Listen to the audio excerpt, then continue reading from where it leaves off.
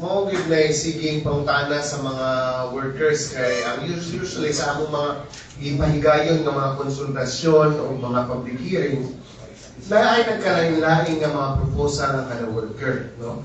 Na ay increase of 20, 30, 40, 15 na ako lang magaling 15 pesos na worker niya ako, no? Huwag na po yung umabot o mga 100, 200 pinakadako nga iyan na mo nga sa akong proseso ipahigayon.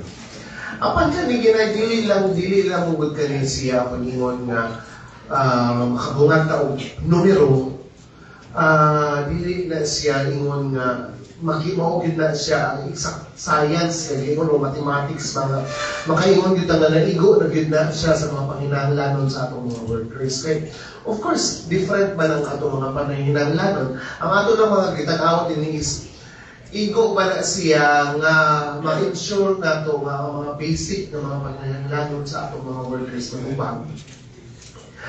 O ang ikaduha niya is pagbalanse na ito, matanaw na ito nga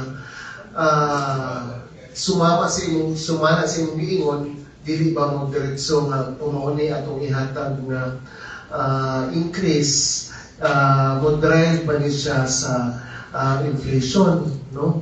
Kay kung mo-drive siya sa inflation, base ng atong ihatag na increase, igo ra po mo tapal dito sa pagkapaspas sa pagtaas sa mga panaliton, especially sa mga basic necessities nga mauon tayo atong tubagon sa atong paghatag ng increase. O ang usa sa mga importante nga tan-awon nato para mabalanse is igo na ba kani nga dili pud masakitan ang atong mga employers nga makabayad pud sila kay dili pud realistiko nga maghatag pud kita og katong taas kaayo nga sa atong pananaw malipay yun ang tanang mga workers kay things magdili malipay yung taas, di ba?